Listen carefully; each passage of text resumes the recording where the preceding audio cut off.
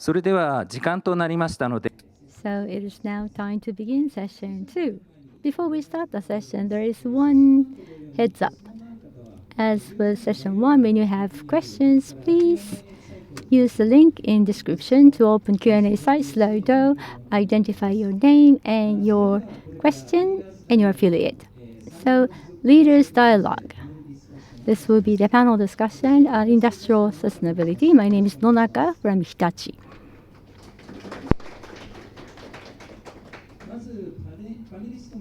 So I'd like to introduce the panel.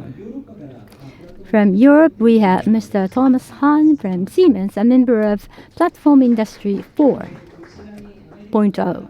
And from the United States, we have Professor Ragu Athinarayanan from Purdue University, a member of SESMI. And also from Japan, a member of RRI, we have Professor Emeritus of the University of Tokyo, Fumihiko Kimura. So, Mr. Hahn, Professor Ragu, and Professor Kimura, thank you for joining us today. So, to begin with, let me explain the motivation for organizing this discussion. We have 2 hours. The slide is from 2016. 10 years ago, that a German company predicted the social impact of Industry 4.0. According to this slide, Industry 4.0 activities would increase productivity by 12% by this year in the German economy. That was the earlier prediction compared to 2016. But as you know, in Germany and other countries, including Japan, productivity has not actually improved as much.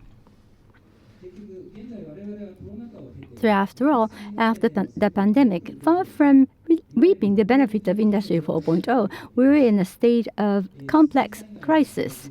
Natural disasters are becoming severer, geopolitical risks are affecting the real economy, and problems affecting human production activities are mounting.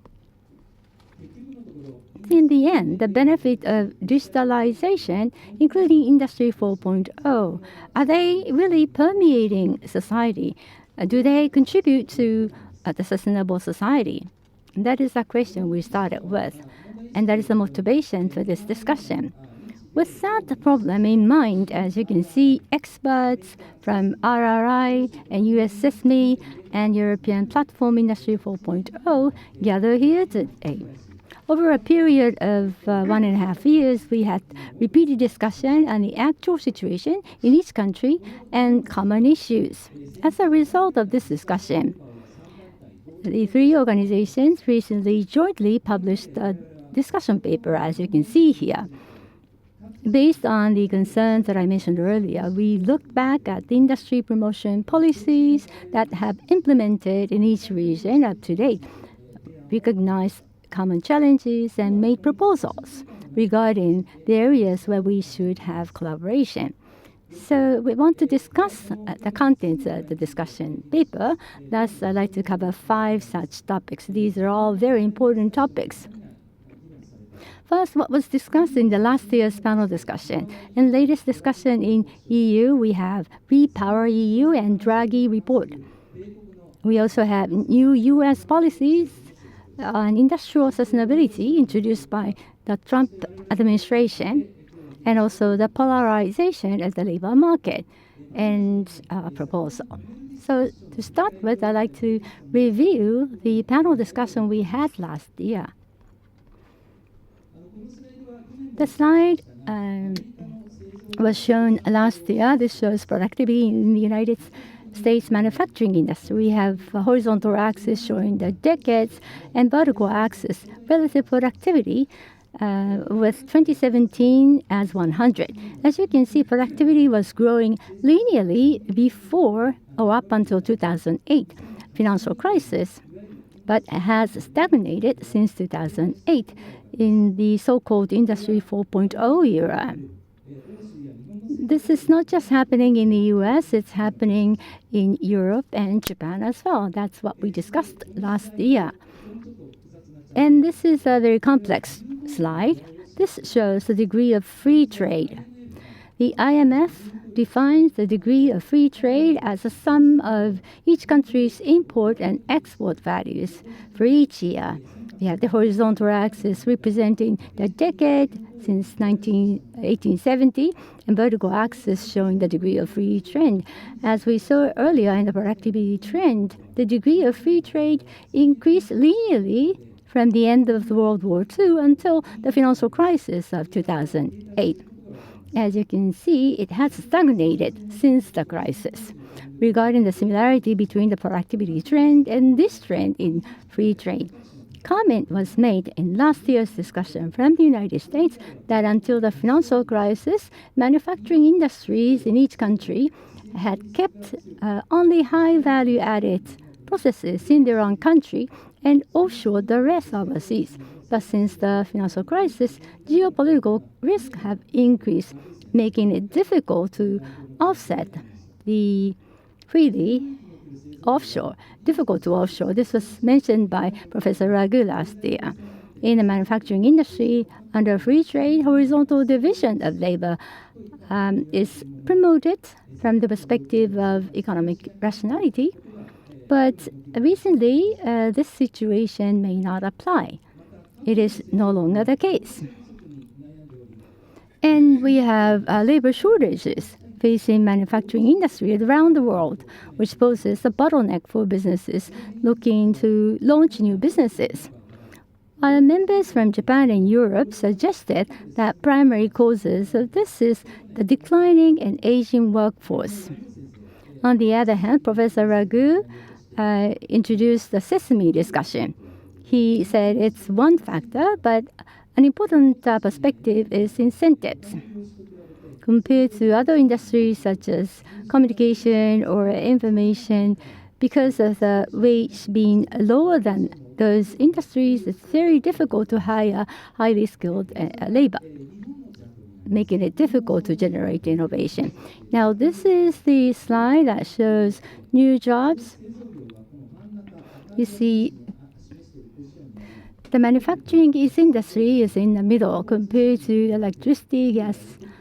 You can see the wage level of the manufacturing sector is lower. So what Professor Ragu indicated last year is matching this graph. Now this graph shows the new jobs that will be created and jobs that will decline by 2030. As you can see, the blue chart on the left, the jobs related to AI and data analysis are expected to increase, but on the right-hand side, jobs such as accounting and bookkeeping are expected to decline. Digitalization is accelerating structural changes in the labor market. And therefore, we discussed the importance of STEM education and lifelong learning. Now I'd like to ask a question to the panel regarding the last year's discussion. It's been 1 year, so with that in mind, I'd like to ask a question regarding the issue of stagnant productivity improvement in the manufacturing industry. It was pointed out last year that it would take time for results of Industry 4.0 to become apparent. Mr. Hahn pointed that out. We know the effects of digitalization are certainly being felt. If you look at the real minerals, it seems that disruption to supply chain are canceling out the benefit of digitalization. So, Mr. Hahn, what do you think?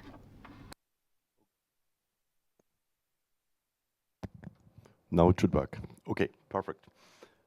I make it in this way, it's better than hear me twice. Many thanks, of course, first of all, Nonaka-san and the two colleagues that we have done this work together, successfully done together with a very nice report, I think.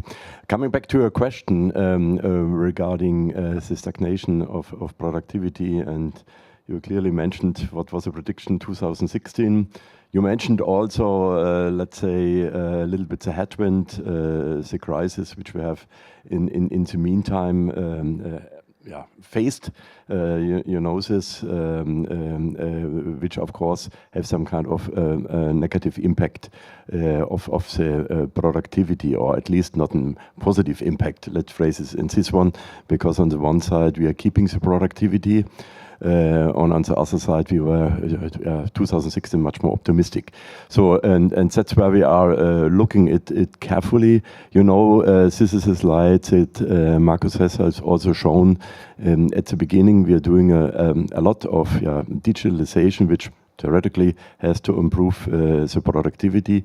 We are doing also a lot of topics, let's say, in addition, when you're speaking about resilient supply chains, when you speaking about sustainability, only to mention these two topics, as we're doing digitalization, we're doing additional work, we are facing some kind of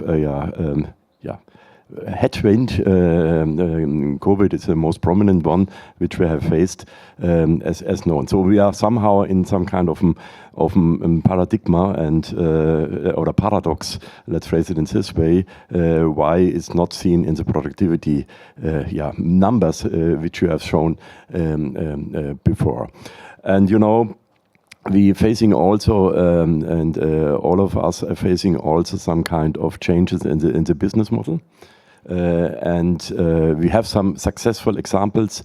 Nadine have shown regarding the callback of cars, which you can do with digitalization, which is theoretically again improving the productivity or the efficiency, let's phrase it in this way, of topics. Also meaning our analysis is that we are, let's say, is a paradox situation, but maybe explainable, that we are doing more, that we have some kind of headwinds which we faced.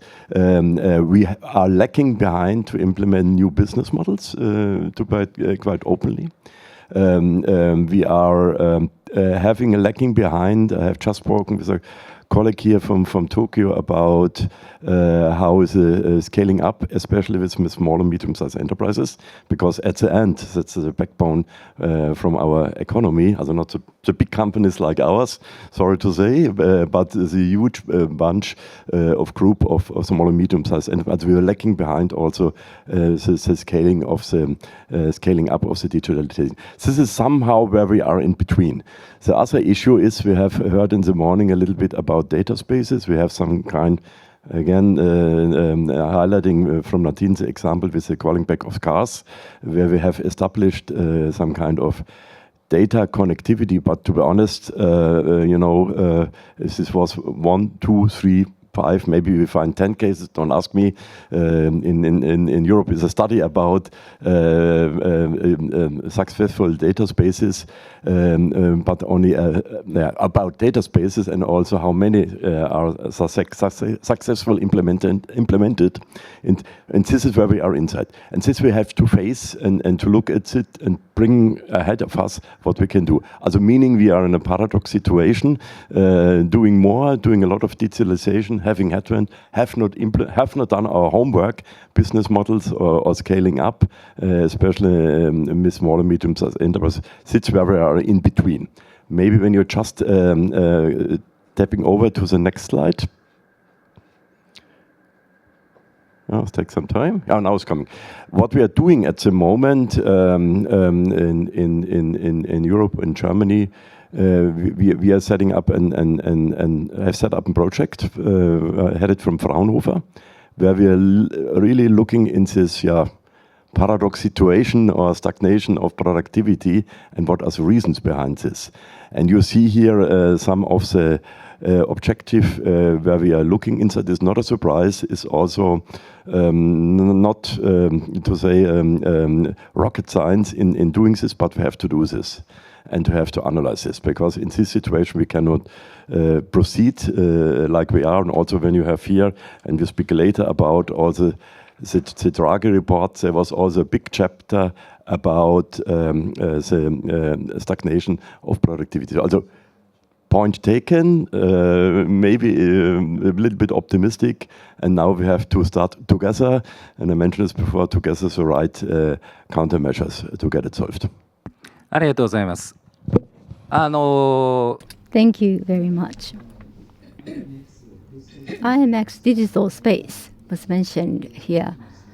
And as we had a discussion, productivity issue, SME issue, all of these are all included in the scope. And the same situation existing in the US and Japan. So that should be one of the discussion points here. Next, from the same perspective, I'd like to invite Professor Kimura. I want to ask you a question. In last year's panel discussion, members from Japan and Europe commented that aging and declining working population is a problem. And I believe this has been mentioned by Professor Kimura.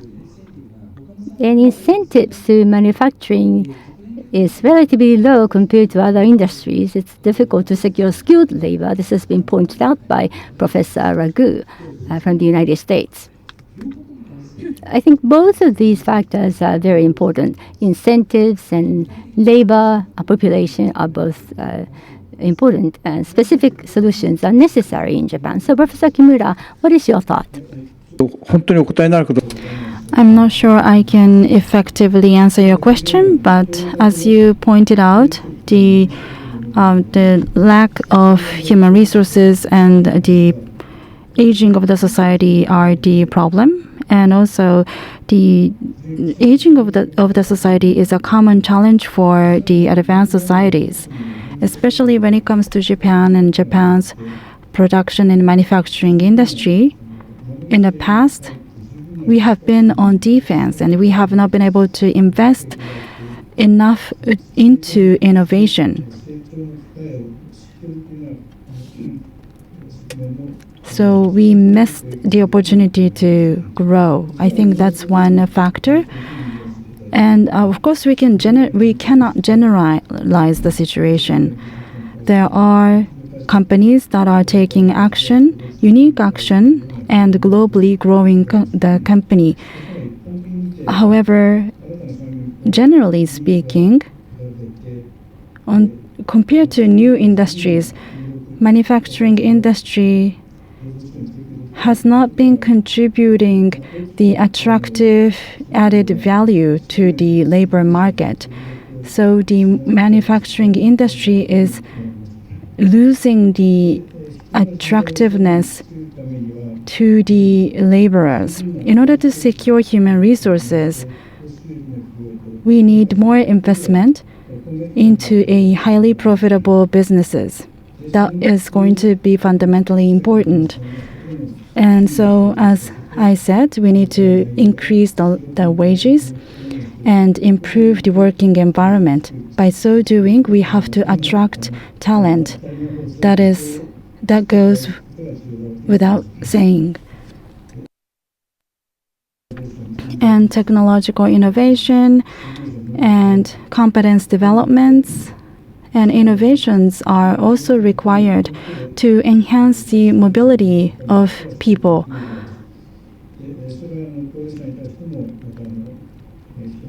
So in the aging society, to tap into the global talents, this is going to be important. And what I just talked about, because of the economic and social limitations, there are many things that individual companies cannot do alone. So the awareness of the issues in the manufacturing industry has to be raised among the government and industry associations. And I believe that such recognition has been heightening to create overall policies in this area. In enhancing the competitiveness technologically, the government has been updating the basic plan on science, technology, and innovation.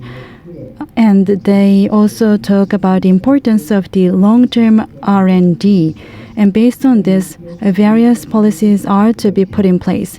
In terms of more pragmatic industrial policy, the Ministry of Economy, Trade, and Industry has put in place a council to talk about the investment and wage increase toward 2040. They are trying to promote the shift in mindset toward growth toward 2040. And I think that the details will be discussed later, but the Draghi report is quite relevant in this context. That's all from me. Thank you. In his argument, he talked about the mobility of human resources and making the industry a viable choice, attractive for job seekers. These are recent issues as well. And Professor Ragu last year talked about the matching and mobility of the laborer in the United States. He has given us a typical case. So I'd like to ask you a question. As you can see on this slide, digitalization creates employment, and some jobs will be lost. Job seeker matching using digital platform is now rising in Japan and Europe. In the United States, Professor Ragu last year said high mobility of the specialized jobs are actually secured by the platform. On the other hand, for the past 1 year, the situation in the United States may have changed because of rising geopolitical risks. So digital platform for job matching, has there been a change, Professor Ragu? Dr. Nonaka, thank you for the question. So just to provide you with some perspective, as you can see from this chart here, the United States has one of the highest, if not the highest, labor market flexibility compared to most advanced economies. Measured using the EPL index or the Employment Protection Legislation Index. So in 2022, the EPL index for US was 0.49 compared to the OECD average of 2.04. So you can tell just by looking at this chart, how mobile the US workforce is. Now, there are many benefits to the digital workforce platforms, and many of them were created during the COVID-19 pandemic. And for the purpose of enabling the rapid and flexible allocation of labor to meet industrial demands, reducing downtime, and responding to supply chain disruptions. Now, one of the reasons why this platform became, just give me a second. I'm going to adjust my volume. Okay, thank you. All right. So one of the reasons why this digital platform became so popular is because, as you can see from the chart, they enable dynamic real-time labor allocations, and also because there was an increased growing number of contract workforce, and it is projected to increase to 20% by 2025 in manufacturing alone in the United States. So there are many workers out there who are quote-unquote gig workers, and this digital platforms is an excellent way to capture them. Now, what is changing, right? So what we have witnessed in the previous administration, the Biden administration and the current Trump administration, we have witnessed the reshoring and onshoring of manufacturing to secure most of the critical supply chains. Now, this has resulted in some of today's industries, once purely commercial, now have also national security implications because they are now engaged in both civilian and defense contexts. So when you're doing this onshoring and reshoring, many of these commercial-only commercial-only industries are now engaging in defense applications and defense work. So under the geopolitical risks that we are seeing, there is a shift from these digital platforms simply being a job matching platform to orchestrating a workforce in a balanced way, both balancing the mobility and also the security. Now, one of the changes that stands out is the verification and compliance. Now, many companies in the past didn't have to navigate compliance, cybersecurity, and export control regulations. But now, with the onshoring and reshoring of these supply chains, we are seeing more and more industries having to engage in this. So these digital platforms have to adapt to comply to the export control obligations and also the cybersecurity. Not to mention that, there's also use of the cyber resilient and secure platforms to protect sensitive and sensitive industrial and worker data. So, we have the data sovereignty issues that also has to be addressed that goes beyond it being a HR problem. And also something that we are noticing happening in the US, more so than none, is industries are becoming more conscious and moving away from degree-based hiring and moving towards verified digital micro-credentials. This allows skilled workers to securely navigate between sectors using verified credentials. This way, employers can gain assurance that every individual in secure facilities meet verified standards. So that is one of the ways that these digital platforms have changed in the last 2 or 3 years. ありがとうございます。かなりいろいろな Thank you very much. He has covered many different topics. The labor mobility, digital platforms, roles, and obviously the concept of security seems to have been attracting a lot of attention for the past year. In EU, we talked about the data space and digital product passport. So I would like to take a deep delve into these topics in session 2. So from that perspective, we would like to look at the Repower EU and Draghi report, the latest industrial promotion policies in EU. The European Committee considers energy policy to be crucial for Europe's competitiveness, security, and achievement of climate neutrality. In response to challenges posed by Russia's invasion of Ukraine and turmoil in global energy market, European Commission implemented Repower EU plan, which has been implemented in May 2022. And because of this, the energy prices has reduced since the peak level in 2022. Now we have the slide for comparison.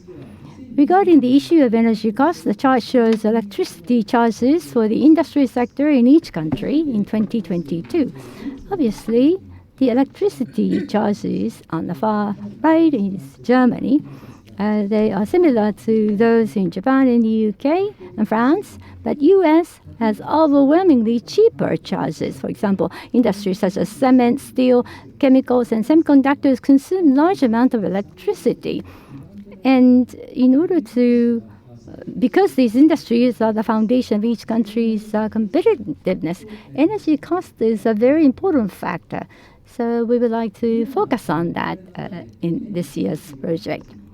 In September last year, as you might know, the European Commission released the Draghi report. Mario Draghi, the former president of European Central Bank, was commissioned by the European Committee to prepare a report outlining his vision for the future. The report outlines the challenges facing industry and companies in European single market. The report notes that growth in Europe has slowed compared to the US and other countries, and continue to slow despite various measures being taken. The report also notes that while the European decarbonization targets and policies are more ambitious than other countries, they impose additional costs on European industry in short term. Furthermore, Europe is already lagging behind in some areas such as cloud computing. It is necessary to promote vertical integration in strategic European sectors such as automobiles, energy, communications, and pharmaceuticals through digital technologies such as AI. And more recently, Mr. Draghi made a comment after 1 year. I have collected his comments. So 1 year after the release of Draghi report on September 16th this year, Japanese news media carried his comments. For example, the EU is falling farther and farther behind other companies. The national governments do not understand the urgency of action.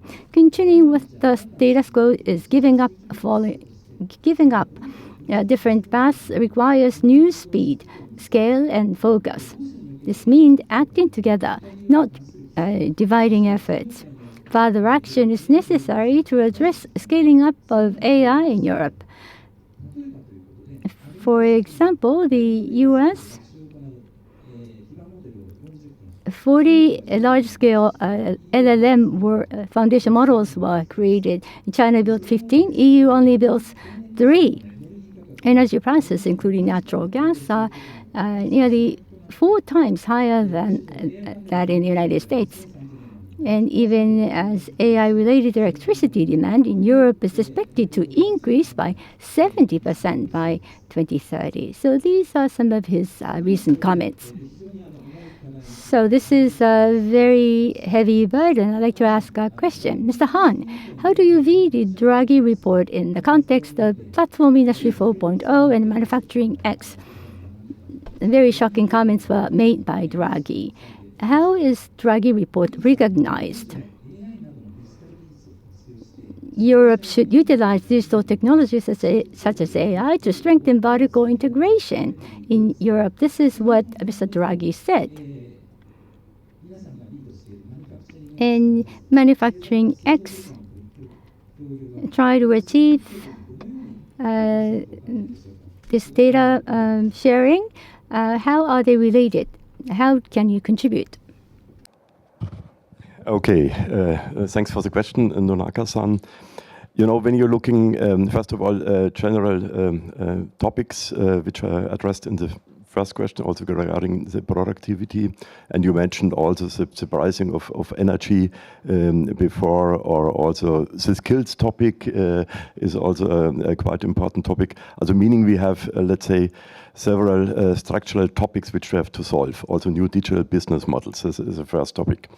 Second issue is, you know, also, and when you're looking to companies like my company, or also if you have SAP in the room and so on, we are facing also in some kind of recommendation to the government. And, you know, there's also a top priority also the regulation topics, because you mentioned also in the previous statement regarding AI Act, and I think you mentioned also Data Act, where, you know, there's a lot of to do, which is visible for maybe for the big companies, but not so easy to solve for the small and medium-sized enterprise. And thinking about the scaling, what I mentioned before, somehow. Therefore, you know, we are on the one side telling from the industry perspective our opinions, what from our needs are, what our burning topics are. The Commission or the EU is reacting. And therefore, to your first general comment regarding the Draghi report, as we are looking super carefully on the Draghi report, on respecting what is here written inside, you know. And when you're looking at the Draghi report, you have the first of all the innovation gap speed you mentioned, how we are addressing this, you know. The decarbonization and competitive, maybe decarbonization, we have different approaches around the world, but this is the second topic which he is referring in his report. And last but not least, to balance, you know, the dependencies. You know, we all, and I mentioned this also in the previous sessions, that we are for sure globally active, but we have to look how we balance this. And the security topic, I think you mentioned also, is a super hot topic. Also meaning from company perspective, we are looking what is needed and reflecting very carefully and recognizing and seeing the value of this Draghi report. And now what is ongoing here, you know, you mentioned a little bit about how is this reflecting to manufacturing industry. And that's the reason why I reused this slide or 2 slides, which were shown in the morning. When you're looking at the industry-grade AI, you mentioned also large language models, you mentioned also maybe B2C and B2B business, at least Markus has mentioned in the morning. Also our approach is to tell you is in the industry grade AI foundational models using, but we have also, this also large language model in Europe, but reusing what is available. This is strategy. And here, the topic for manufacturing X plays an important role. When you're looking at this triangle on the right side, left side on the slide, and you're looking at data, you can extend it to data ecosystems, and you can imagine, I've just discussed in the break with Sebastian about this, how the manufacturing X data space initiative can fit into, or Nadine mentions this also. As one of all, we're looking at the data perspective. On the left side, you see infrastructure. You can speak about the cloud edge continuum, but you can speak about also the storage and compute capabilities, as I mentioned, HPC, high performance computing, AI factories to get some test beds where you can look how you establish it. We have later, I will show this. That's what we are addressing really, and at last but not least in doing SPAT. And I think we have to adapt our own way, which is shown in the Ragu report. Also horizontal, improve the basic technology like AI, but looking how we adapt this in the vertical pillars which we are inside as a region. ありがとうございます。で、非常に Thank you very much. It's very similar to Japan. We have similar challenges, and you have recognized the issues, and you are ready to have thorough discussion, which is quite impressive. So about Japan, I'd like to ask Professor Kimura. The situation in Europe is similar to that in in Japan. The data delay, the use of AI is delayed, energy costs are rising. So there is a lot of things that are in common, as Mr. Hahn said. The Draghi report represents the whole industry perspective. It is important to have this overall direction. Do we have a similar movement in Japan, Professor Kimura? Yes, as pointed out, Japan's manufacturing industry has challenges, and also the resource-related challenges are there in Japan. And I think that the situation is quite similar to that of Europe. But geopolitically, Europe is in a very complex situation. On the other hand, Japan has a homogeneous character. So that, I believe, is a big difference. And I think that would lead to differences in the measures and actions taken. I will argue about that later. So as I mentioned earlier about Japan, for a long time, Japan has been stagnating, and that challenge has been recognized by both public and private sectors of Japan. And that's why the players are trying to promote initiatives. But recently, in manufacturing industry, the investments have been stagnating for a long time. And regarding the countermeasures, the Draghi report, with the background that Japan is in, is quite similar to what has been pointed out by Draghi report. As I said, the industrial structure reform is what we are trying to achieve. I am not directly involved in this, so I just have read some documents, but 2040 industrial structure led by growth investment is the title of the interim report made by Ministry of Economy, Trade and Industry of Japan. So large-scale, long-term plan is needed on the budget, the tax measure, and the regulation initiatives in order to expand the investment in and out of Japan to accelerate innovation and also to increase incomes of the people. In doing so, the industrial policies in 8 areas and the infrastructure building will be required. So in terms of the industrial policies, GX, DX, and economic security are important topics. Also, resilience against disasters are also critical topics. So I think that similar challenges are there in many different markets.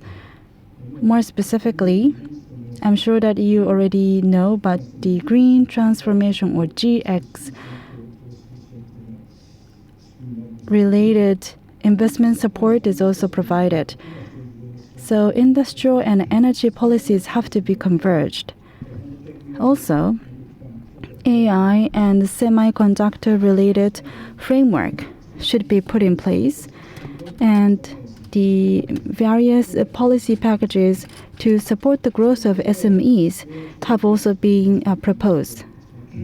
And of course, AI is an important area.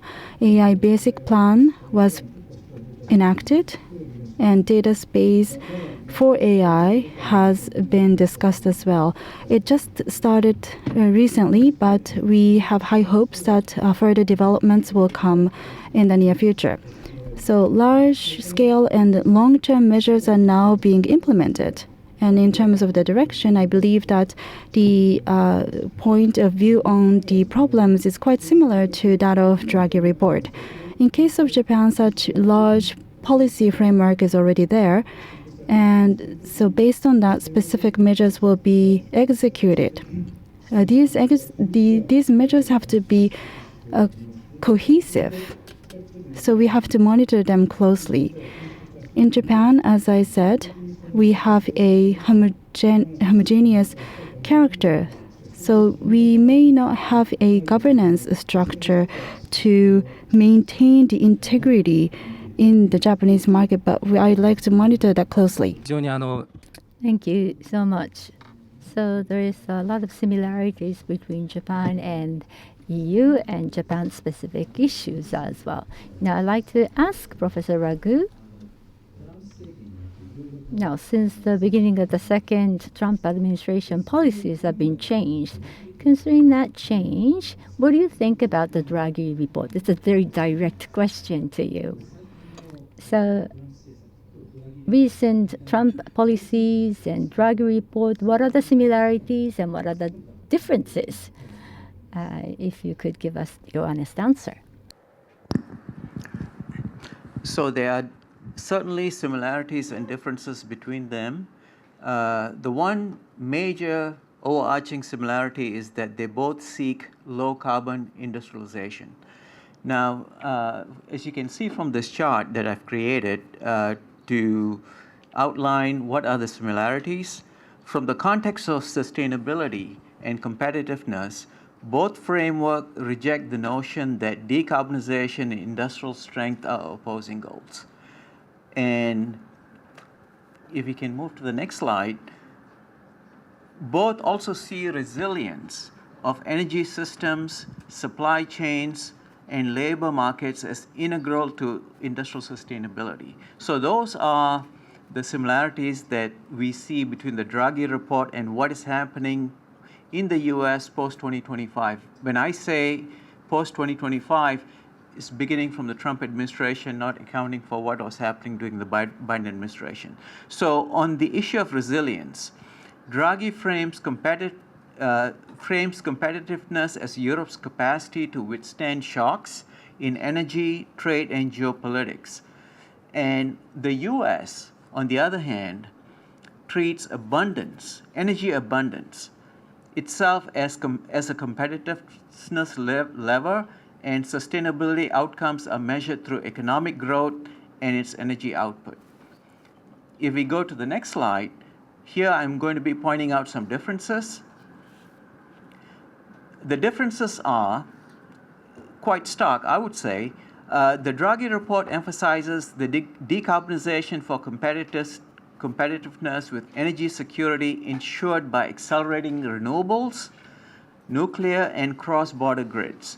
On the other hand, the US, post-2025, emphasizes energy abundance. Again, I use the word energy abundance for sustainability through reliability, affordability, and diversity of supply, energy supply, expanding LNG, nuclear, fossil fuel output, along with renewables. So those are some of the major differences that, that I have been able to point out between the Draghi report, and the post-US 2025 strategies.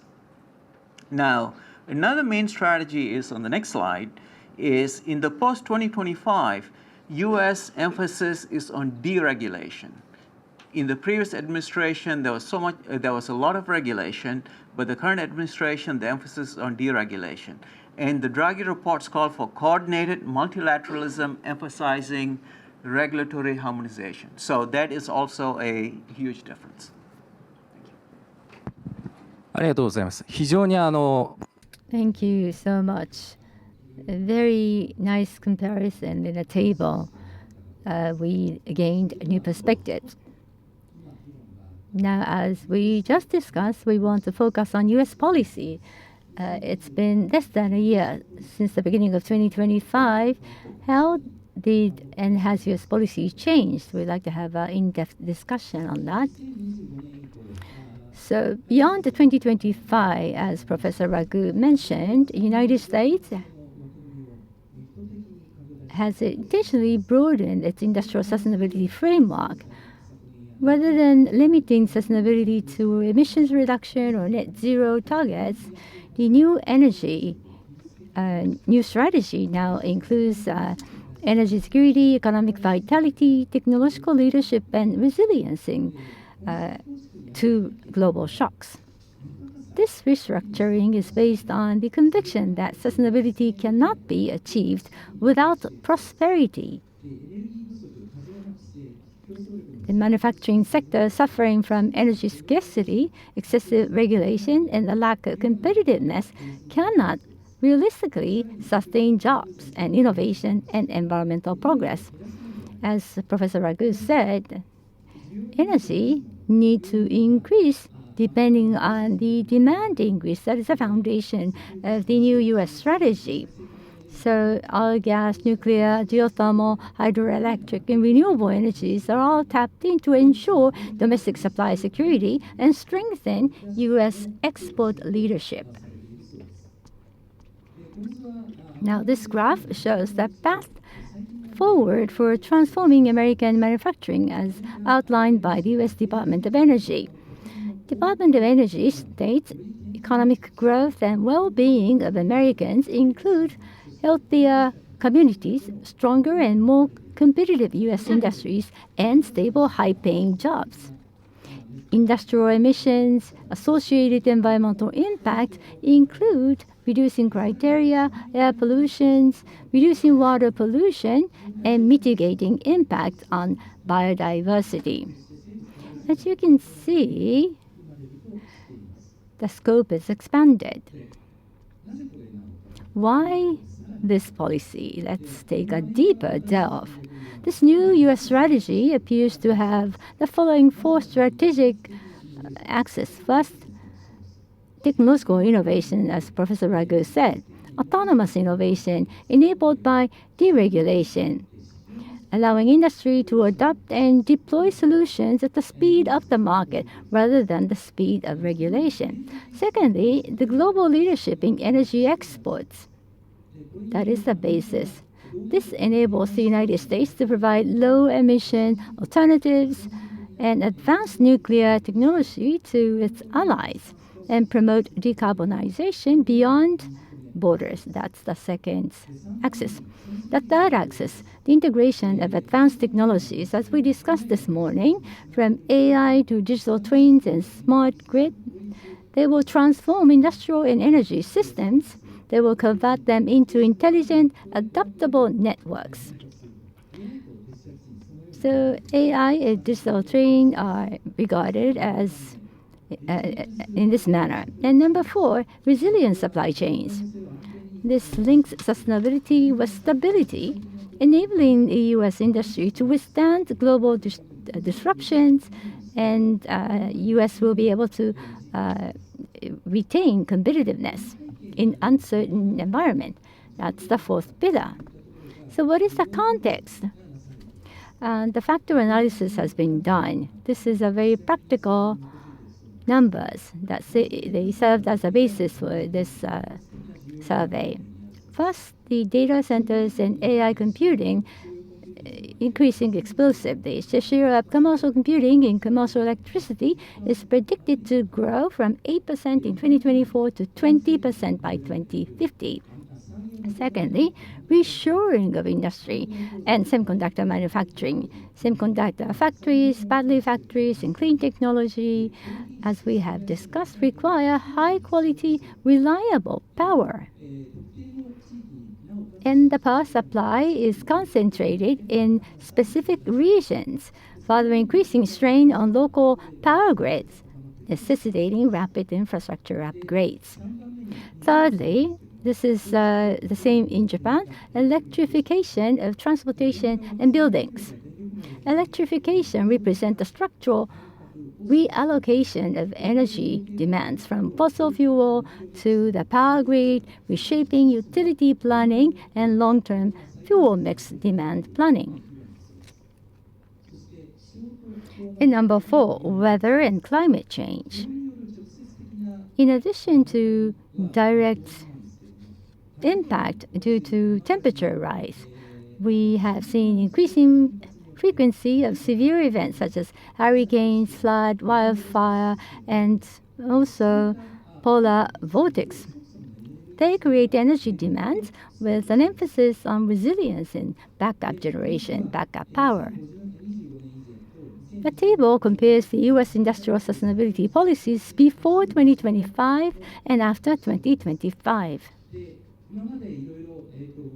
As we have discussed, the pre-2025 policy was a regulation-driven, the climate-centric model, focusing on industrial decarbonization, infrastructure modernization, and clean technology development. With compliance-based rapid carbon reductions are supposed to be possible, but in terms of resilience, the U.S. think that this incurs broader industrial risk. Now, if you look at post-2025, there is private sector-led innovation, and this will be utilized to mitigate climate change, with energy security, prosperity, economic vitality, and innovation becoming key policies. So these will be the major parts of the policies. In terms of decarbonization, energy security, economic competitiveness, and innovations are utilized to achieve decarbonization target at the same time. The climate change remains central, but they should not be the limitation. Through energy expansion and diversification, the U.S. should try to achieve the prosperity. So it's a major change in terms of policy direction. So I'd like to ask a question to Professor Ragu. The U.S. industrial approach to sustainability is shifting from a pre-2025 model, which was rooted in regulations, to a private sector vitality, market forces, and innovation. The government plays a role as a facilitator of vitalizing the power of the private sector. So, Professor Ragu, this is a new balance. How is this discussed in the United States? It's not just competitiveness, resilience, decarbonization. There are multiple factors, and you have to hit the right balance. What type of mechanism do you think is needed to make a good balance? Thank you, Dr. Nonaka. That's a loaded question.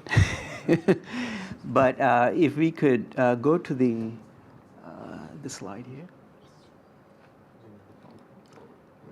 Okay, no, the one before. Okay, so the new policy architecture in the current Trump administration is based on these 3 interlocking pillars that Dr. Nonaka just mentioned, that delivers on energy security and abundance, economic vitality and competitiveness, and innovation-led decarbonization. So these are the 3 pathways to decarbonization that the U.S. is looking at under the current administration. And the next slide. please. So in this new framework, the government's role, or the federal government's role, shifts from being a prescriptive regulator of mandates to an enabler with a focus towards market-led innovation. So that is what the current administration is pushing for. So what does it mean by the government as an enabler? So as an enabler, the function of the government has shifted from creating mandates to being the enabler to de-risk all private investments, to empower industry-led innovation with deep collaboration across public and private sectors. So that is what the enabler role is that the US is currently taking right now. Now, this collaborative structure is to ensure that industrial competitiveness and sustainability is built on strengthening the resilience against the global shocks that we know that many other countries and continents are facing right now. So this is a very proactive measure that or reactive measure that the Trump administration has taken. Now, so the debate today is on this federal enablement is equity and access. What that means is, how do we ensure that the small and medium manufacturers who form more than 90% of the US firms benefit from federal programs designed around large-scale capital projects? So that is a challenge. How do we ensure that they too participate? The vast majority of the manufacturers are small and medium in the US, and probably the same in Japan and also in Germany. The other debate item is the consistency versus fragmentation. So what does this mean? So US is a very decentralized managed country, as we all know, with states like California, Texas, New York pursuing very independent strategies around energy, maintaining national coherence while preserving state-level flexibility remains a central tension. So how do we manage that? So that is also an item of debate. Now, the pace of transition. Now, with market-driven systems such as what we are talking about, there is risks of underinvestment in hard-to-abate sectors. So that is, also a question that has to be worked on. Now, as I'm talking about all of this, keep in mind that a lot of these policies are still in the formative stages because, the administration is fairly new right now. I don't have the answers to many of these, but these are some of the corrective mechanisms that are being looked at right now. Now, are they policy yet? I would say not yet right now. So some of the corrective mechanisms that could help abate some of these challenges are digital accountability and traceability. We heard about a lot of this in the morning. Use of product passports, which is being developed for carbon accounting by some of the agencies in the US, particularly the Manufacturing USA Institute, and to address the issue with small and medium enterprises, we are leveraging the Manufacturing USA Institutes to de-risk some of the frontier technologies, while the NIST MEP, which are agencies that work directly with the small and medium, are diffusing many of this innovation across the SMEs. ありがとうございます。非常に Thank you. It is a very practical analysis, and measures were selected from that practical perspective. This is something that we can learn. So in Europe, I would like to ask a question on a similar point. The US policy from 2025 seems to have a lot in common with the Draghi report in terms of it is revitalizing the economy through innovation. Now, in Europe, traditionally, they did not want to simply rely on industry. They are encouraging industry, academia, and government to work together. We believe this is a basic policy in Europe.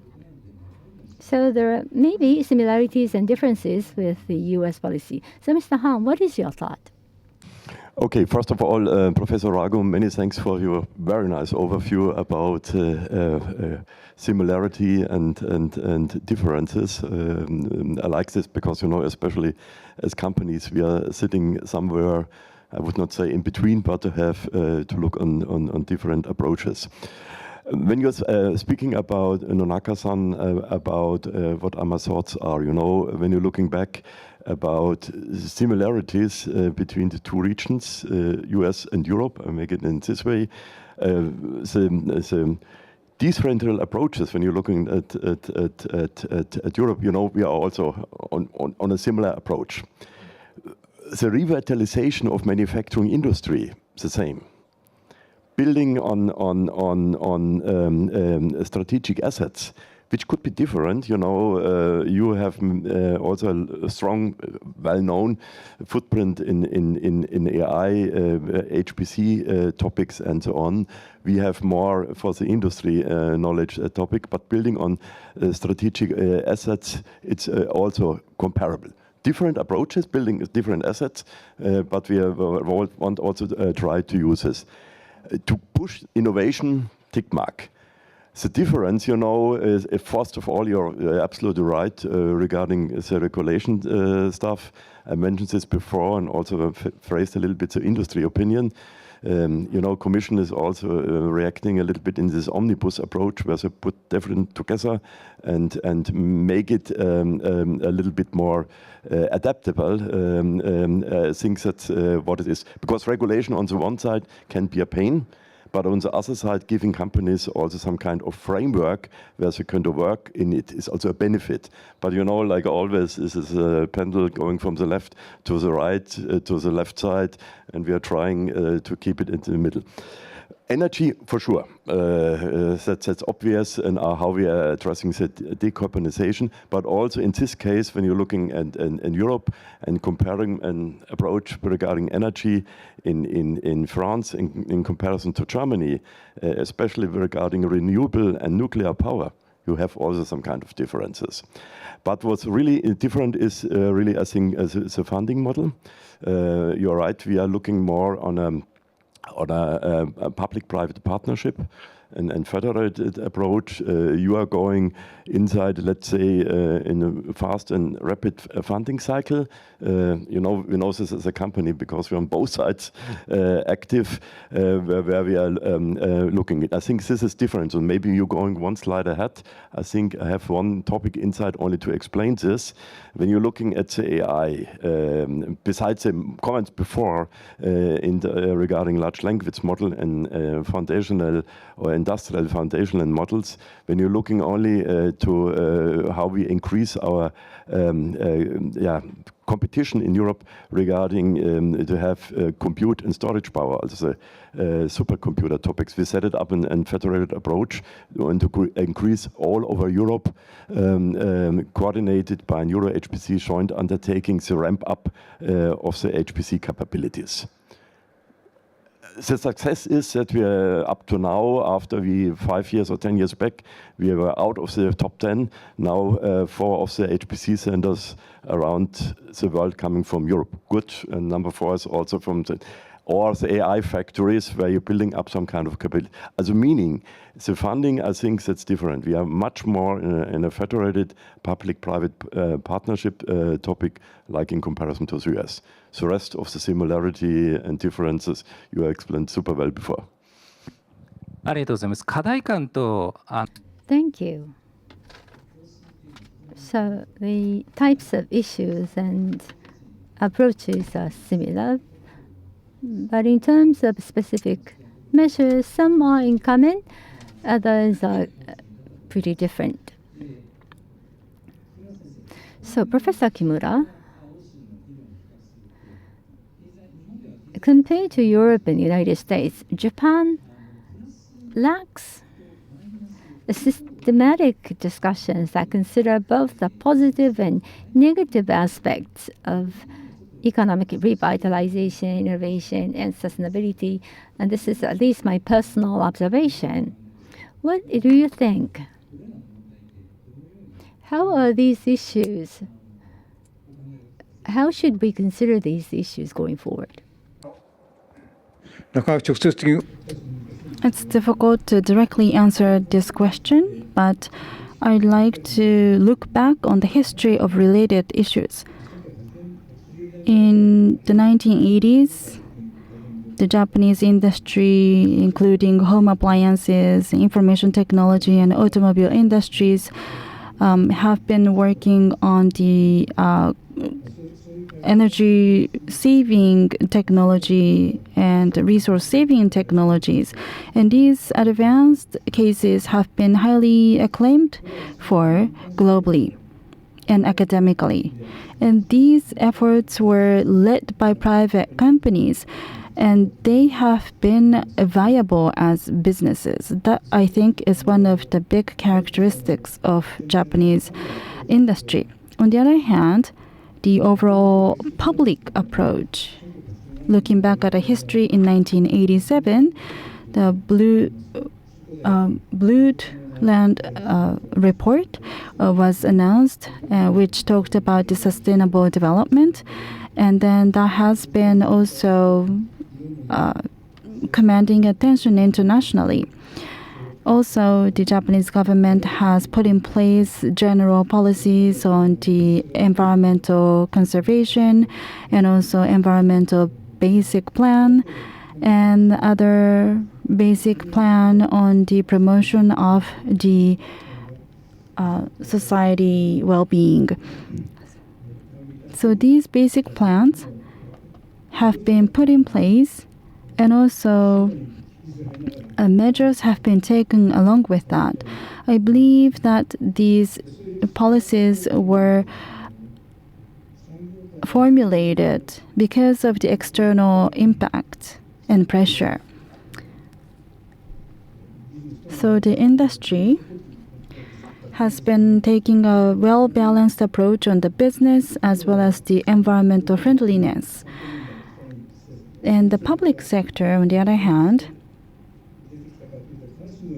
has not necessarily taken a well-coordinated approach on the environmental policies and information or industry policy. But they need to be coordinated in order to pursue further economic growth and sustainable activities. And that awareness, I believe, is now deeply rooted.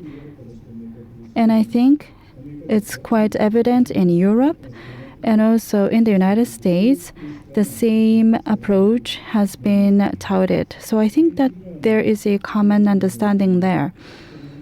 And several years ago, the Ministry of Economy, Trade and Industry of Japan also made a strategy for making the economy independent in terms of resource with growth mindset. So the economy needs to grow while the resource consumption is achieved locally. And as I mentioned earlier, the Industrial Structure Council has also recently talked about the 2040 industrial structure led by growth investment. In that vision, as a part of GX strategy, environmental policy and industrial policy need to be coordinated. That was mentioned by the ministry. So generally speaking, Japanese companies have always been actively working on the environmental friendliness. And looking at the industry from an outsider's perspective, I've always been impressed by their pursuit on the productivity improvement while reducing the dependency on resources. The companies have the attitude of working on both, and I'm impressed by that. Having said that, there are still some challenges, so the public sector should work on that as well. The supervision and monitoring activities are now supported by the government. For example, industry, academia, and public sector can promote the circular economy through a consortium organization. such information platform should be built and the standardization should be sought after in that regard. So as mentioned, the industrial policy and environmental policy should be more cohesive, and I think that the government is now trying to achieve that. In case of Japan, that leads to supporting the industry, but I guess this is my personal view, and some of you may have different opinions. That's all. 全世界 Thank you. Commonly across the globe, sustainability has been discussed broadly. In each region, however, the conditions are different. Issues they want to tackle are different. The target is to enhance well-being. Obviously, there are common factors and differences. With that understanding, we should be engaged in international coordination. So, in terms of similarities, let's go into the last topic. When we think of digitalization and labor market, what has been the change made in labor market for the past year? Digitalization bifurcate the labor market. This has been reported by news media. So we would like to have a deep discussion on that topic. The penetration of digital technology into society has brought about increased efficiency in accounting, bookkeeping, and inspection as well. These have dramatically improved productivity, leading to the assumption that these tasks will be replaced by machines, resulting in a shrinking labor market. Digital technology is being used to enhance human creativity, such as generating images and videos using Gen AI.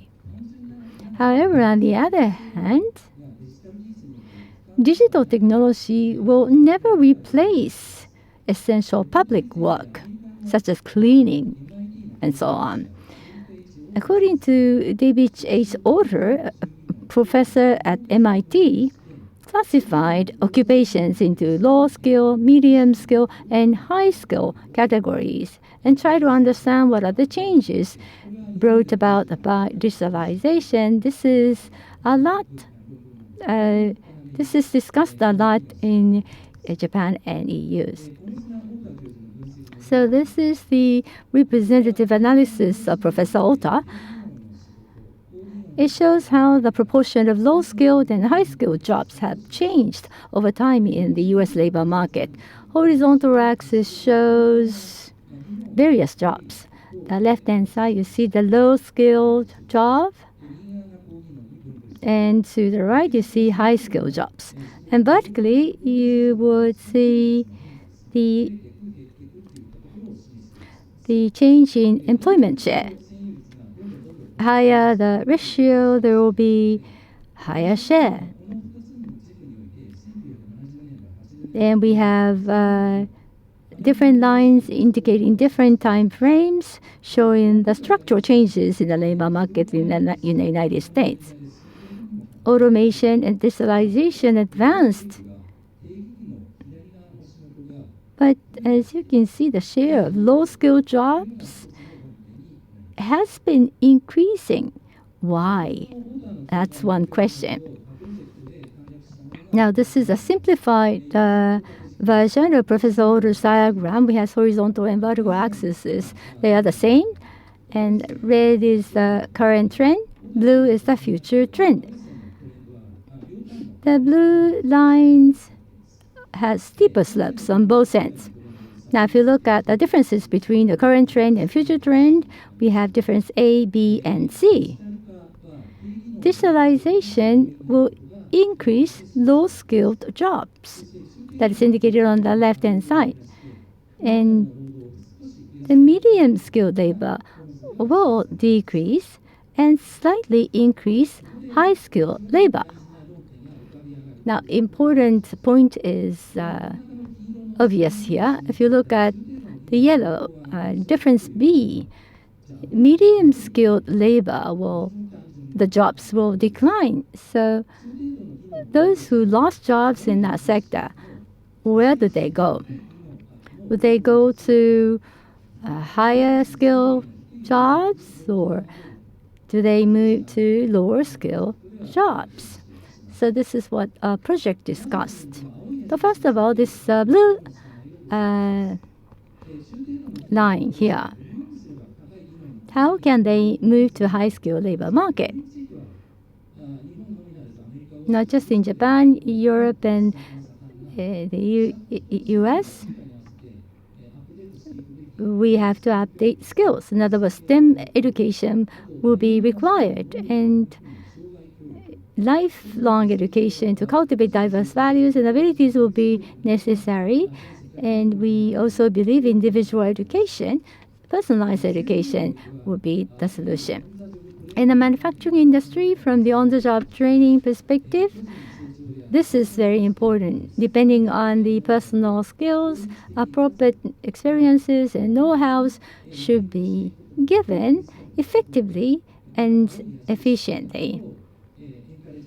We can encourage people in the middle skill sector to move out to higher skill sector. As we discussed this morning, utilizing AI, programming can be automated, making more productive.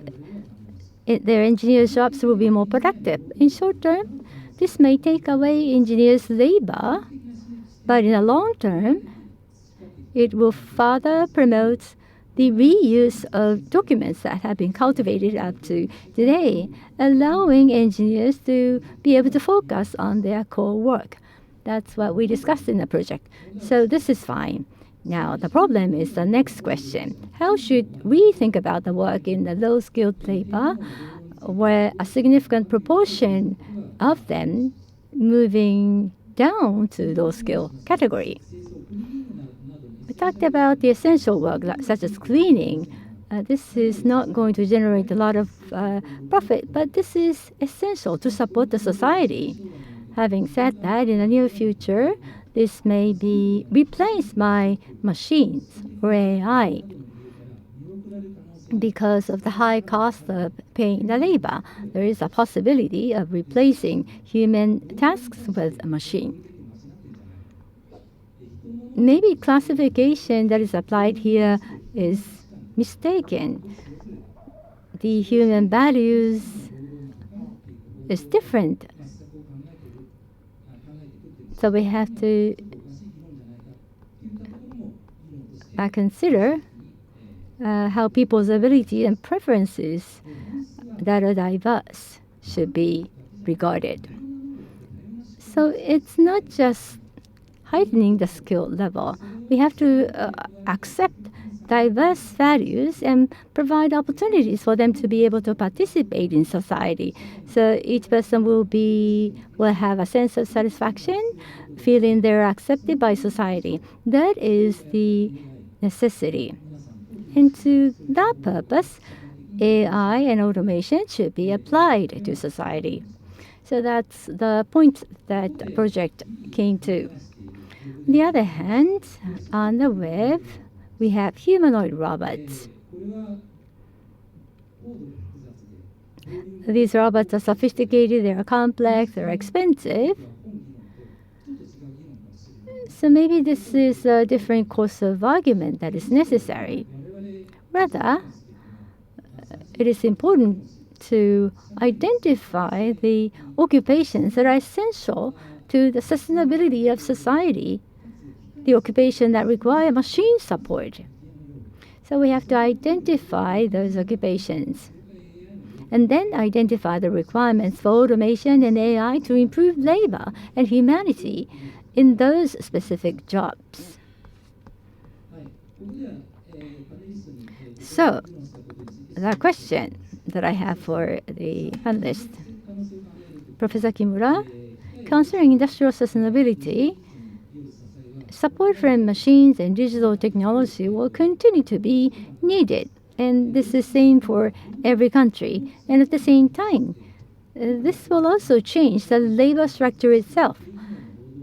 Many people will continue to be forced into low-skilled work. because it's difficult to mechanize, automate, or digitize. So the technologies will have a negative aspect to it. How should we interpret this? How are we going to go about these negative aspects?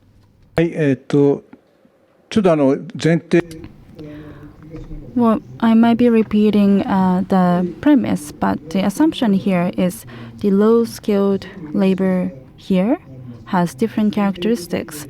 The template-based, repeatable work can be done by using technologies at low cost. There are such areas in many areas, but on the other hand, because of the working environment or because of the subjects that are being handled in the operation, the perception and senses of the people may be required in some of the tasks. In these cases, it's still difficult to use technologies at low cost to replace people. I believe that by adopting technology, many areas can be covered, but still the cost efficiency is not there yet.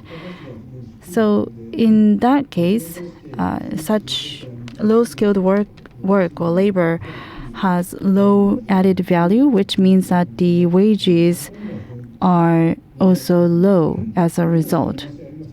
That is the economic condition. The cleaning and simple transportation, delivery, or simple services and infrastructure-related support work that are essential to our social life, the so-called essential work. Most of the essential work cannot be automated, but have to be done by people at low wage. I know that we need to analyze them further, but these are typically low-skilled and low-wage labor. With the advancement of the technology, the mid-skilled workers and some of the mid-skilled workers may not shift to the high-skilled operation or professions. So many of the mid-skilled people will have to shift to low-skilled labor. But if the wage level doesn't change in the future, and then if the mid-skilled workers shift to low-skilled labor, then they may not be happy after transferring to the low-skilled labor, as pointed out earlier. And the shortage of labor is another issue in the advanced countries. So we may not have enough people to work in the essential work field. It's already happening in Japan. So enough people cannot be secured to cover the essential work. It may lead to the unsustainability of the society. It's a critical issue. To repeat myself, by using digital technology, some of the working environments can be handled through man-machine interaction. People can work in a better working environment, and also we can improve the design further to allow people to continue working there. And the challenge then is the cost. It's costly. But in order to achieve sustainability, we need people to be engaged in diverse work to maximally utilize resources. That's the basic of sustainability. And that is costly, but still, it's necessary in order to have people enjoy well-being, because that would lead to the reduction of social costs around the society. So broadly speaking, we have to match the social cost and the cost required to improve the environment of the low-cost labor. But that is not enough. So we need the investment to innovate the society. And we need to remove waste and improve the overall well-being of humanity. I believe that is possible technically. So the economic cost assessment to achieve that, I believe, is the basic solution in today's world. Without doing that, we cannot come to the fundamental solution. But still, this is just one of the views. Thank you. So we still have a lot to expect out of technology. So about technologies, I'd like to ask Mr. Hahn. Some low skills may not be cost effective. So take manufacturing X in Europe. Digital technology, machine technology may not be cost effective. Technology may not be mature enough. So there's a lot of difficulty in low-skill sector of the labor market. Manufacturing X, for example. How do we approach low-skill workers and high-skill workers? What I thought a little bit about during the discussion, regarding this low-skill, mid-skill, and high-skill workers, I thought a little bit about. You mentioned humanoid robots, which impacting maybe the low-skilled workers, but when I'm looking also high-skilled workers, when they're thinking about AI, Gen AI, vibe coding or other methods which impacting the high-skilled workers. It would be really interesting how this curve looking with the technology in 10 years up to now. Because why I'm saying this, and Markus has told in the morning about the 10 years development of the platform Industrie 4.0, and we had at the beginning a working group about working and working environment and the fear of losing jobs. Now we are looking vice versa.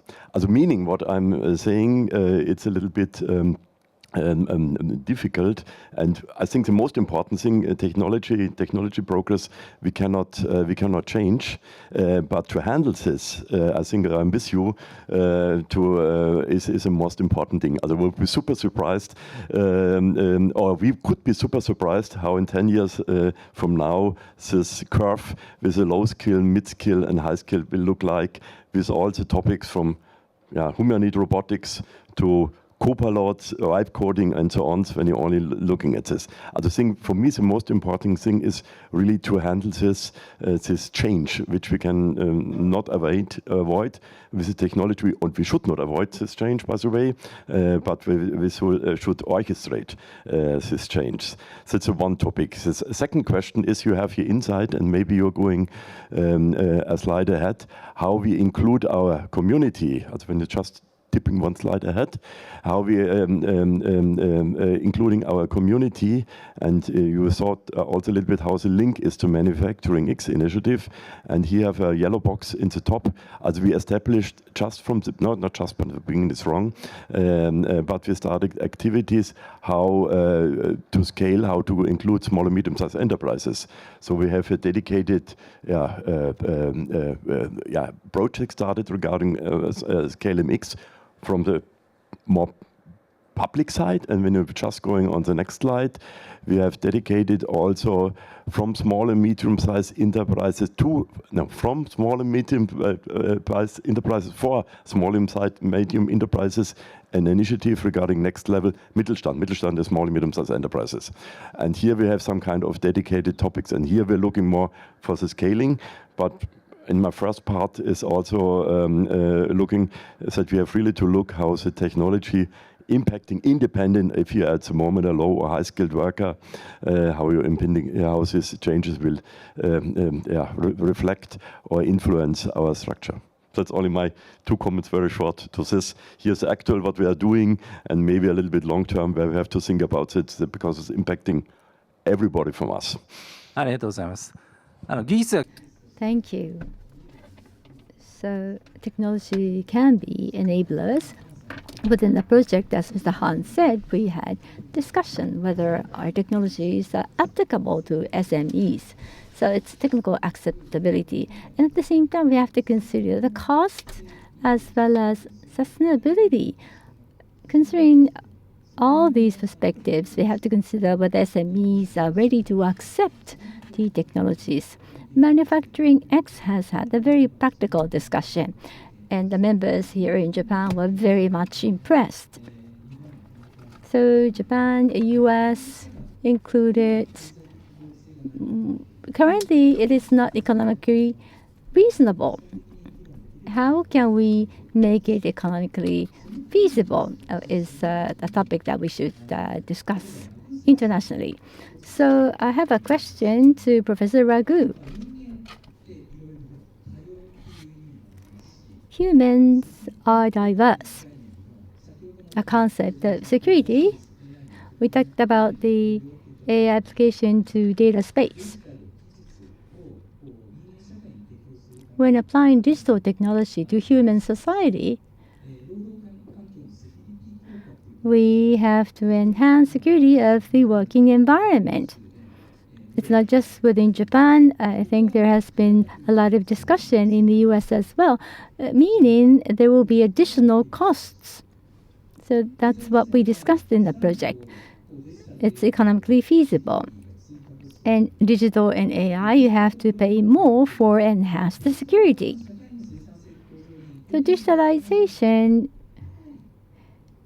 it has high possibility of contributing to society, but it comes with additional costs. And some SMEs are reluctant in employing new technologies. So what is the current discussion in the US? Professor Ragu, please. Thank you, Dr. Nonaka, for the question. So as I was thinking about this, I came upon the slide. I was asking myself, well, what is the cost of doing nothing, right? But we can move from there. So you mentioned cost. So there's obviously a cost of digitalization. And so a lot of the cost that I'm considering here is more on the social cost of digitalization, because we're talking about humans and integrating human in the loop through digitalization. So some of the challenges that we're going to see is accelerated skill obsolescence. Okay, so what we're going to see is the automation. Dr. Nonaka was talking about AI and generative AI taking a mainstream role in human-robot interaction. So we see that automation and AI are redefining many of these job roles faster than the existing training can respond to, right? So workers in mid-skill, technical, clerical, and production roles must continuously upskill, often at personal and employer cost. So that is a cost. Now, there's also the temporal gap, as I pointed out in the slide here.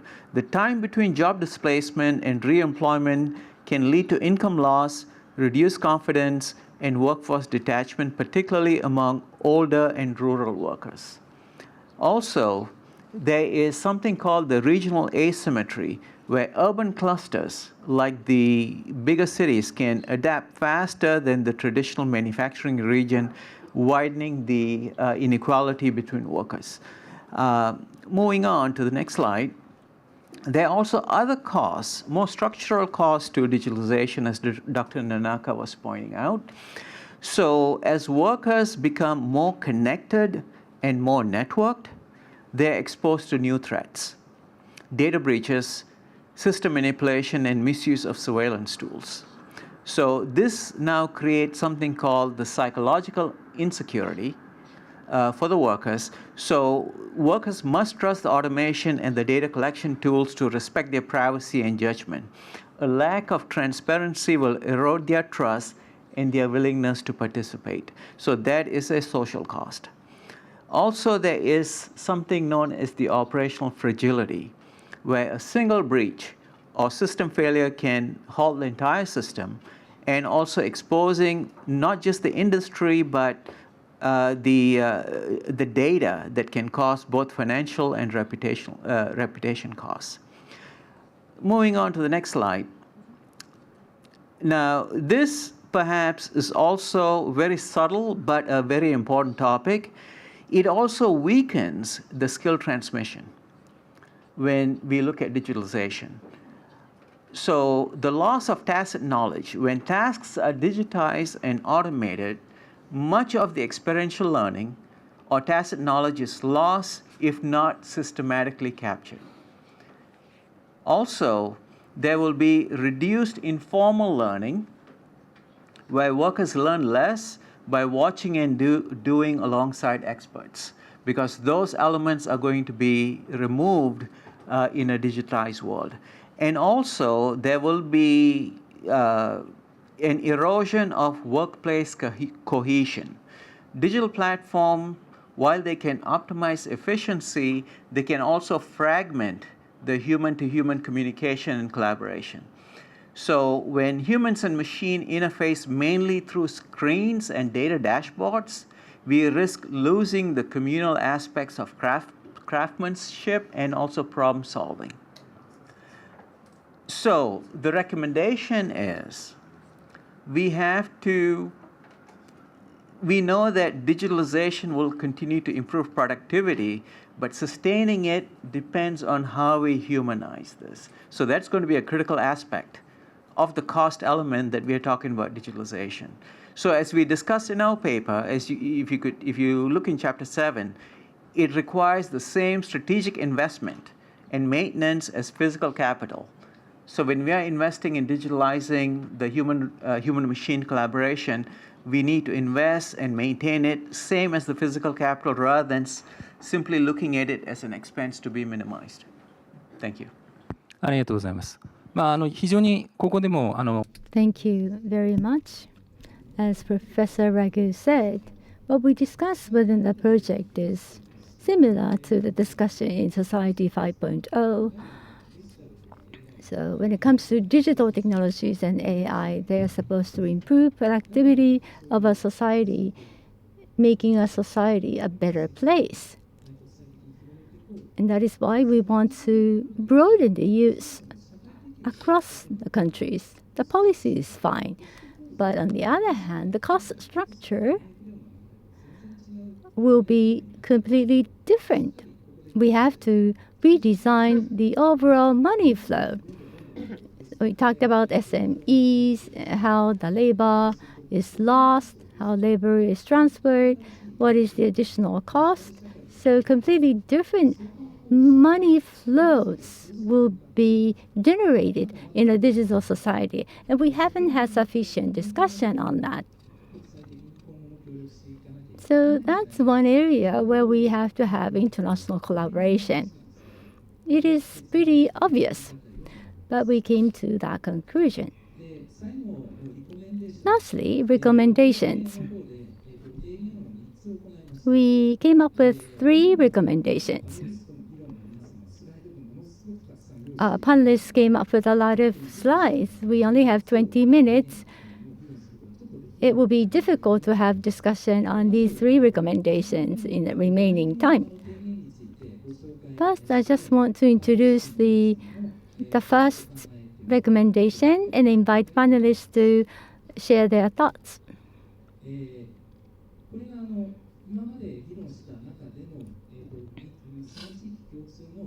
This is the common proposal, the first proposal out of the 3. And we have had discussion for the past 2 hours. First of all, digital transformation need to be human-centered. So we need to enhance human-centered work through digital transformation. Automation, AI, and other digital technologies transform the global labor market. There is a growing need to redefine the role of work in a society in sustainable, fair, and human-centered industrial systems. Even though we talk about AI or digital, we may move toward a wrong direction.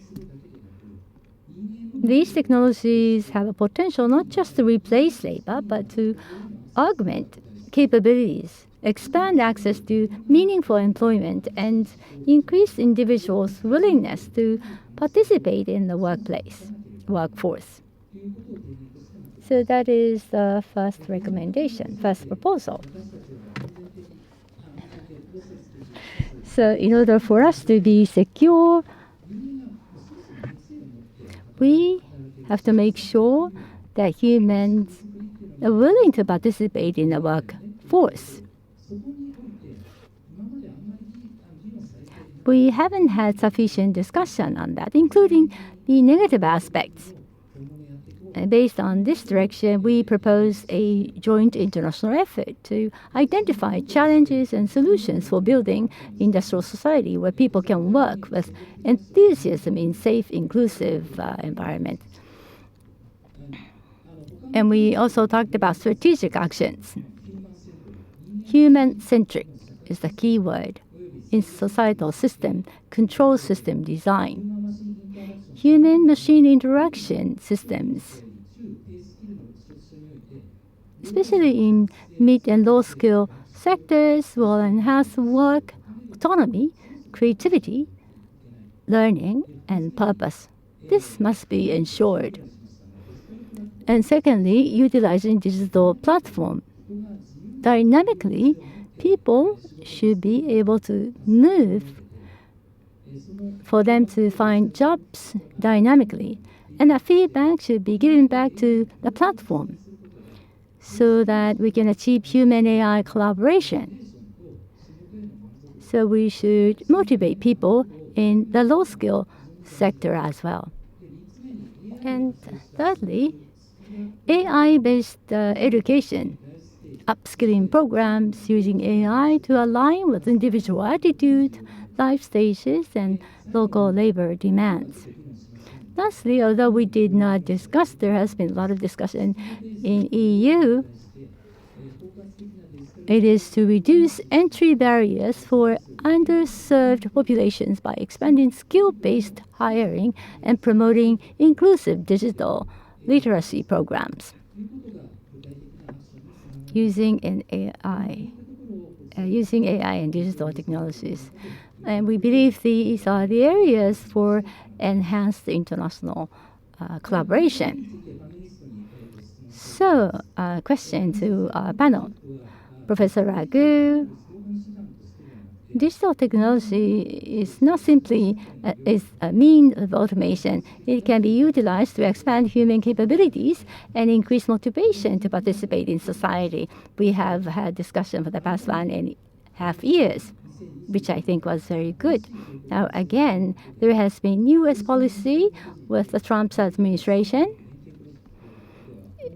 How do you think industry, academia, government collaboration project will emerge in the future? No answers found on the web. So tell us about the latest situation in the U.S. Thank you, Dr. Nonaka. So what we're going to see, there will be in the post-2025 era, meaning the era that we are in right now, there'll be a clear convergence between human-centered digital transformation and the industrial sustainability agenda that we are employing right now, built around energy, economic vitality, and also innovation. So this is for sure going to be leading to reshaping how public programs, research institutions, and industries are going to collaborate. Next slide, please. So the reality in the United States is that with more than half of the open jobs in the US projected to go unfilled by 2035, it would be critical to cultivate and develop human capabilities and to treat this as part of a sustainable national infrastructure, meaning developing the human capabilities. It's a very, very serious problem beyond just adopting of technology. So for this to happen, we need projects where productivity, resilience, and human capital development must advance together rather than in isolation. And For this, it requires a partnership between academia, industry, and the government. And this is where the projects are going to be coming out of. So if we move to the next slide. So this is how we foresee how the projects are going to be emerging and manifesting itself across the 3 pillars that we were talking about earlier. So I've provided a graphic here on how industry, academia, and government projects will emerge and manifest itself. First is on energy security and abundance. Here the focus will be on human-in-the-loop projects. So this is where digital twin and AI-driven operations must not just be used to optimize operations. Rather, it must capture and transfer tacit operator knowledge as part of the resilience strategy and to close the skill transfer gap. This is critically important because we have a huge shortage of workforce and a retiring workforce and an aging population, similar to many of these advanced economies. Second, on the economic vitality, Manufacturing USA and the NIST MEP network that I talked about earlier must evolve into human capability platforms where we link federal funding and the projects with automation to expand the human capabilities in the regional innovation ecosystems. And on the innovation pathways, we need to look at projects on how to democratize the advanced technology and integrate humans as part of the equation.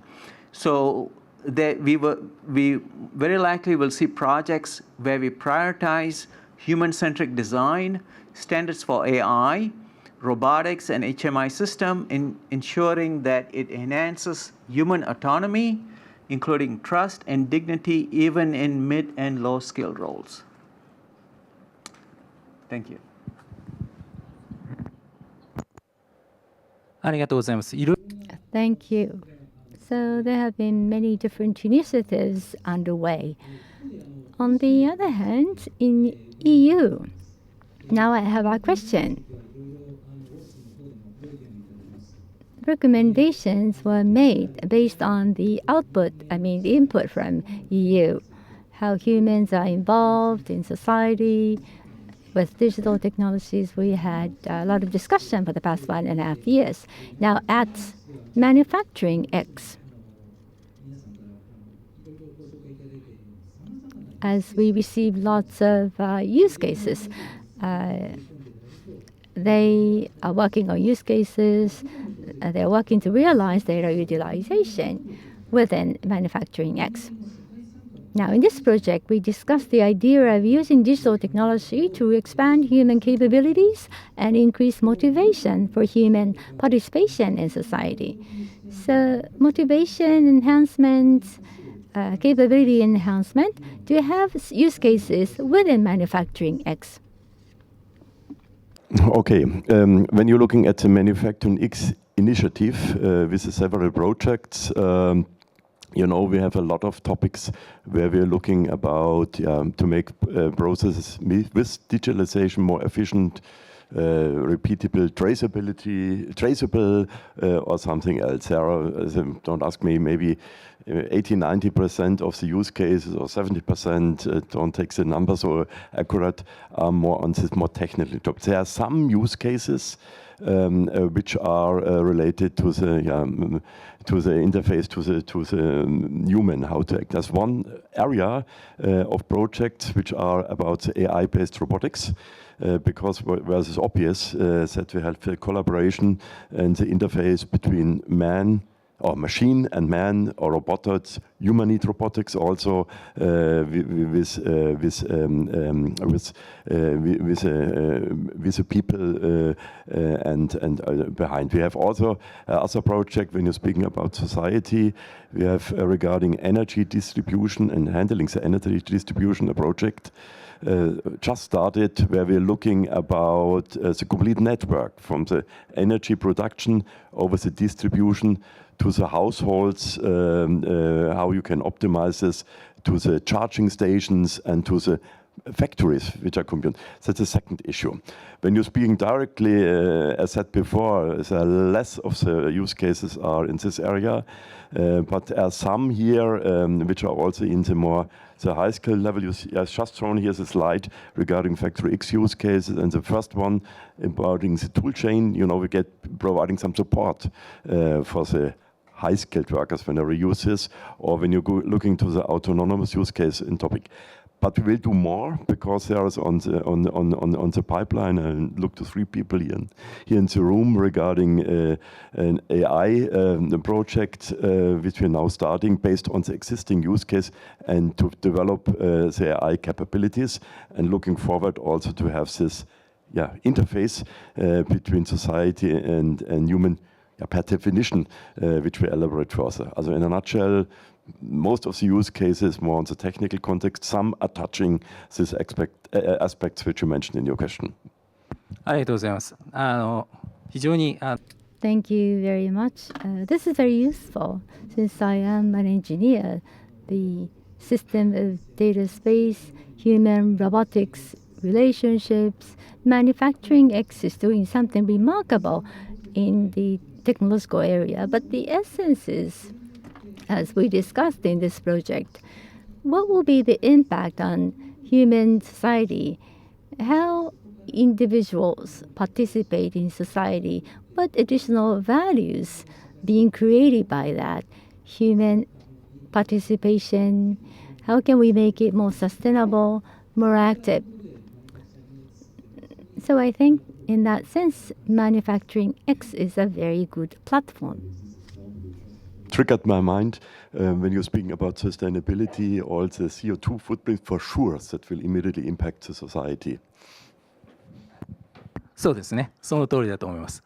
Yes, exactly.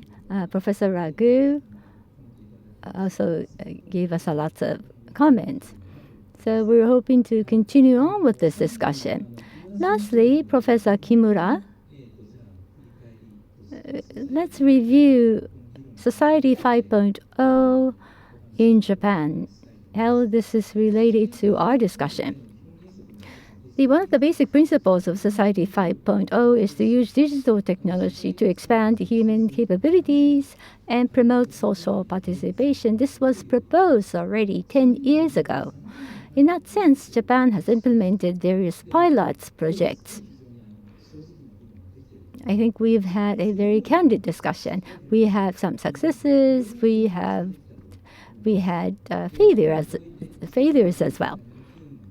Now we have this momentum for international cooperation.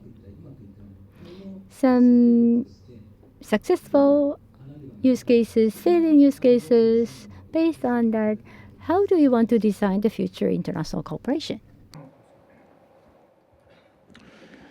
実際のソサイティ5.0は So within the framework of Society 5.0, the human-centric, or in the human environment, how can we effectively improve the livelihood is the topic.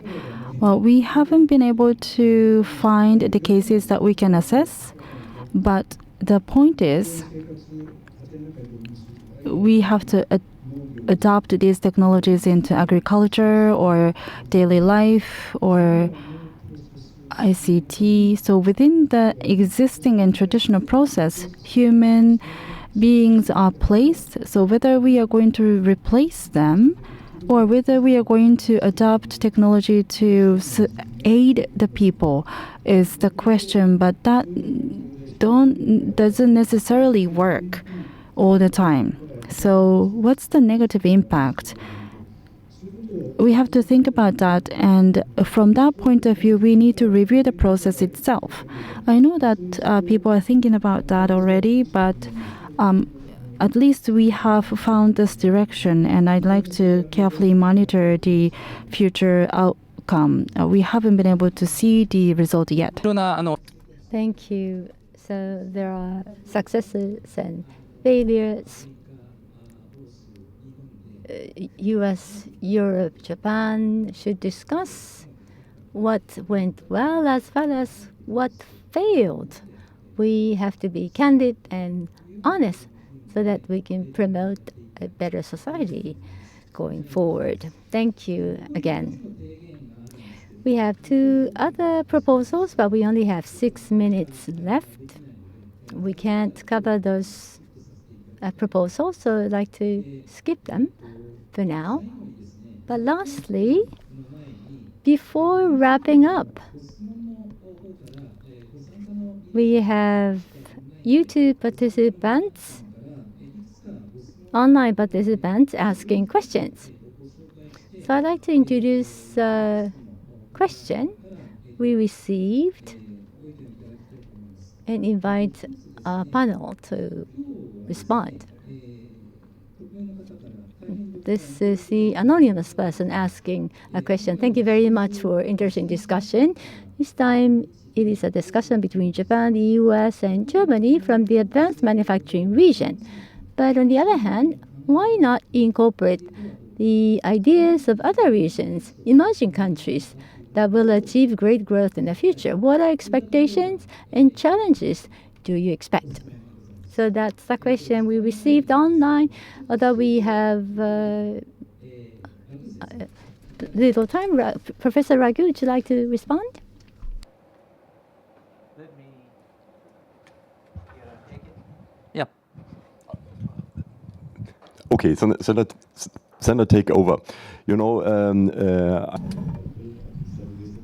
an offshore center for software development in India. And when you're speaking about other regions in the world, and I'm thinking also, India is a big region.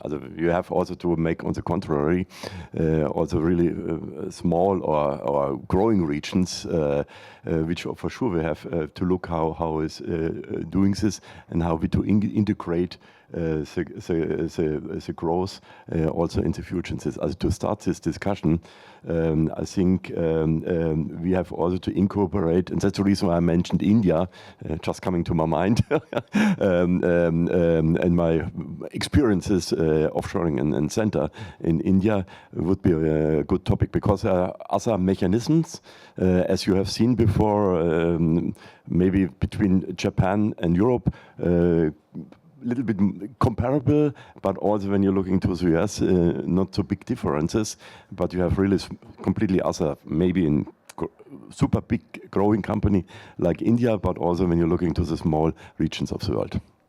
ありがとうございます。ラグ先生。 Professor Ragu? My thought is global sustainability should include human as a sustainable variable in that equation. So we always thought of sustainability, in many ways, but I think human is going to be a very, very integral part of achieving sustainability and resilience in society. So again, my thought is this global sustainability is a very large-scale problem, too big for any one nation to tackle. So the thought is, we can operate like a very large-scale distributed system, decentralized, yet synchronized, leveraging our regional strengths. Similar to what the question is saying. Why aren't we, or why can't we, or why shouldn't we look at what the other regions are doing and leverage some of the knowledges that are created and use that to create what we want to have in the developed world? ありがとうございます。まあそうですね。あと Yes. And in this project, as was pointed out, we had 3 regions participating in the discussion: RRI, in Platform Industry 4.0, and SISMI. Initiatives include activities on standardization. India and other countries were involved in the discussion on standardization. So it is underway.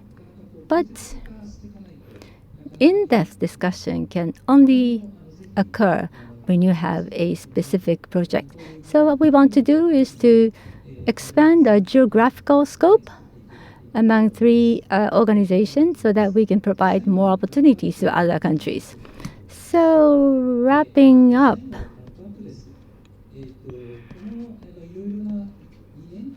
for the past 2 years, RRI, Sesame Platform Industry 4.0. RRI actually approached them 2 years ago, and we've been very active for the past 2 years. So industry sustainability,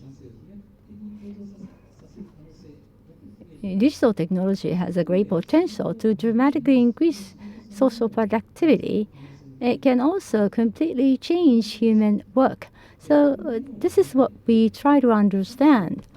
Based on that discussion, we want to be friendly to environment. We want to maximize the well-being of humans on this platform. And obviously, this type of topic needs to be discussed under the international collaboration framework. We've had in-depth discussion today. Negative aspect of digital technology obviously requires honest discussion. Rulemaking, case studies, and standardization have to be broadly shared. So that will be the summary of our project, and this will be the basis for future projects. Sorry, we have limited time, but I just want to take one remark from a panelist, Professor Kimura. Please. I'd like to touch upon one thing briefly. Industrial sustainability has to be enhanced and the well-being of people need to be pursued. In doing so, the waste of resource needs to be eliminated. So the availability of natural resources and the demand for that cannot be matched in one country alone. So necessarily what we are thinking is to go beyond the boundaries to match the necessary support and the demand. So not only in the advanced regions, we have to look at this globally to have the totality concept. Thank you, Mr. Hahn, Professor Ragu, Professor Kimura. Thank you so much. With this, we would like to conclude session 2. Once again, please give another warm round of applause to the panelists. Thank you so much.